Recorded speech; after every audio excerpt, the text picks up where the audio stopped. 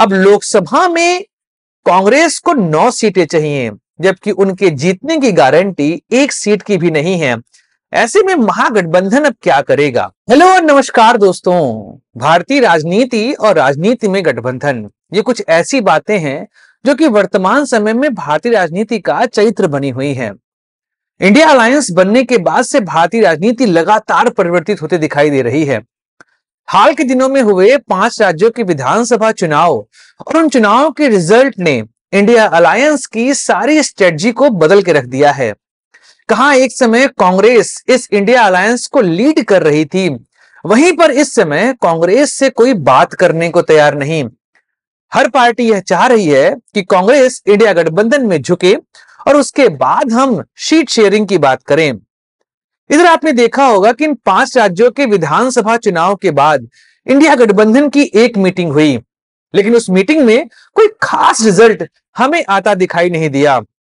वहीं पर 29 दिसंबर को इसकी एक और बैठक होनी है, लेकिन उसके पहले राहुल गांधी की मुलाकात मल्लिकार्जुन खड़गे से हुई और बिहार की राजनीति पर चर्चा की गई।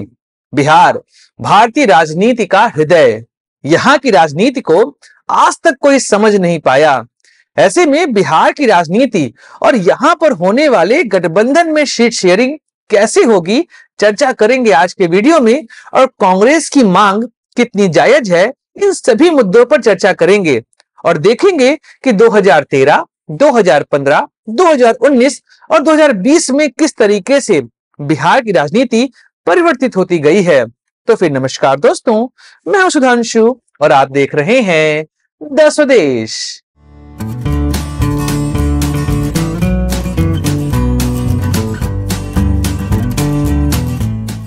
बिहार की राजनीति 2013 से ही लगातार बदलती चली आ रही है। 2005 में जब नीतीश कुमार भाजपा के साथ मिलकर लालू प्रसाद यादव की सरकार को हटाकर मुख्यमंत्री बने थे, उसके बाद एक दौर ऐसा आया जब लगा कि बिहार में आरजेडी का दौर खत्म हो जाएगा।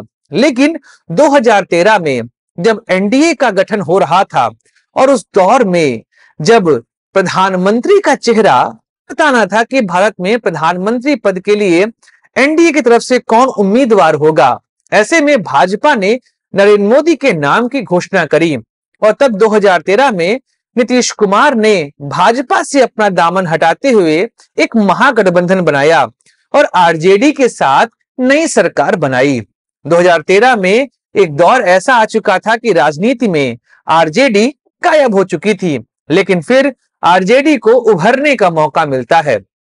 2014 के चुनाव होते हैं और भाजपा पूर्ण बहुमत के साथ अपनी सरकार बनाती है और एनडीए को भी अच्छा खासा बहुमत मिल चुका था।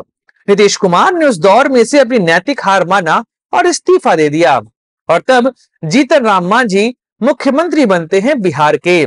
इस दौर को महागठबंधन का दौर कहा जाता है। इस दौर में ऐसा हुआ कि भाजपा लगभग बाहर हो चुकी थी बिहार की राजनीति से, लेकिन तभी 2017 का दौर आता है। नीतीश कुमार फिर भाजपा की ओर लौटते हैं और एनडीए के गठबंधन में शामिल हो जाते हैं।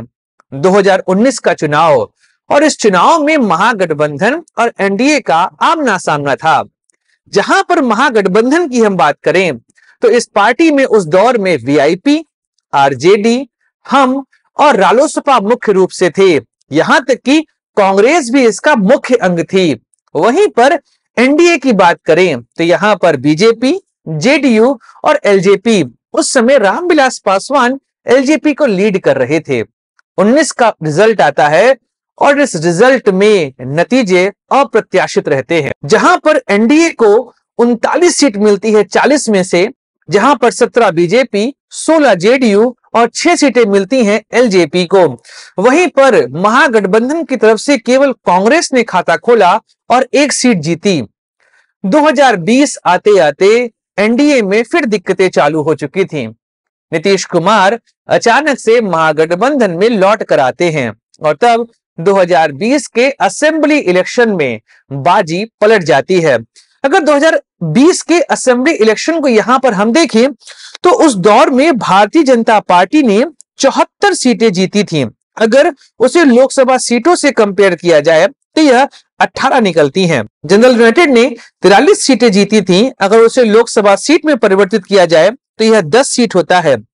एलजेपी ने 1 सीट जीती थी और यहीं पर अगर हम इसे लोकसभा सीट में कन्वर्टेड करें तो यह 2 सीट बनती है। आरजेडी 75 सीट जीत के सबसे बड़ी पार्टी बनी थी और अगर इसे लोकसभा सीट में कन्वर्ट किया जाए तो यह 19 सीट निकलती है।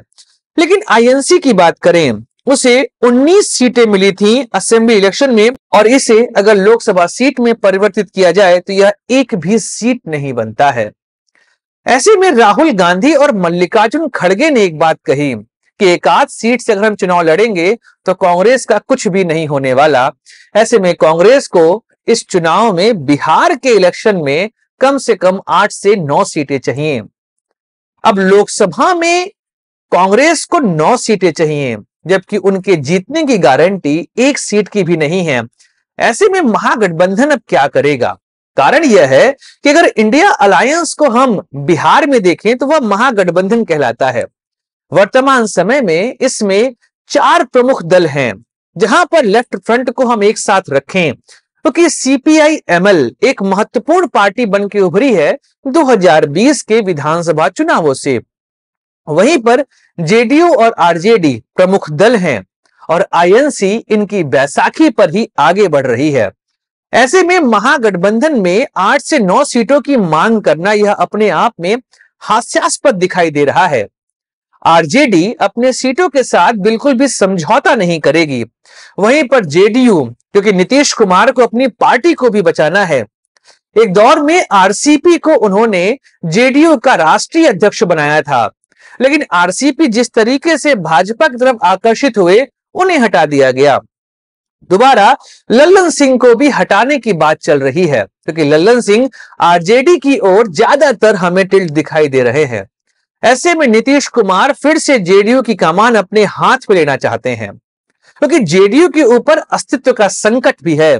कारण यह है कि जेडीयू के पास नीतीश कुमार के बाद कोई भी बड़ा नेता नहीं है। ऐसे में नीतीश कुमार क्या करेंगे?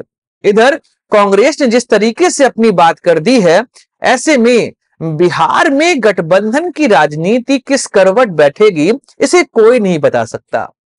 जहां पर कांग्रेस ने 8 से 9 सीटों की मांग करना यह कुछ ऐसा ही है कि बिहार में महागठबंधन इस चुनाव को हारने का पूरा मूड बना चुका है और हम जानते हैं तेजस्वी यादव और लालू प्रसाद यादव कांग्रेस को 2 या 3 अधिक से अधिक सीट देने की तरफ होंगे। वह बिल्कुल नहीं चाहेंगे कि वह भाजपा को 4-5 सीटें मुफ्त में गिफ्ट कर दें क्योंकि जेडीयू के पास भी दिक्कतें हैं, आईएनसी के पास भी दिक्कतें हैं।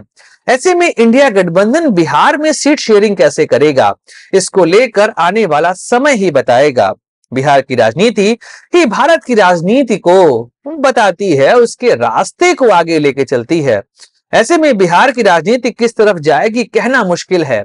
एनडीए के लिए भी बिहार में राहें आसान नहीं है क्योंकि एनडीए के साथ सबसे बड़ी दिक्कत यह है कि भाजपा के पास कोई चेहरा नहीं है। बिहार में भाजपा अगर चुनाव लड़ेगी तो वो प्रधानमंत्री नरेंद्र मोदी के नाम पे लड़ेगी।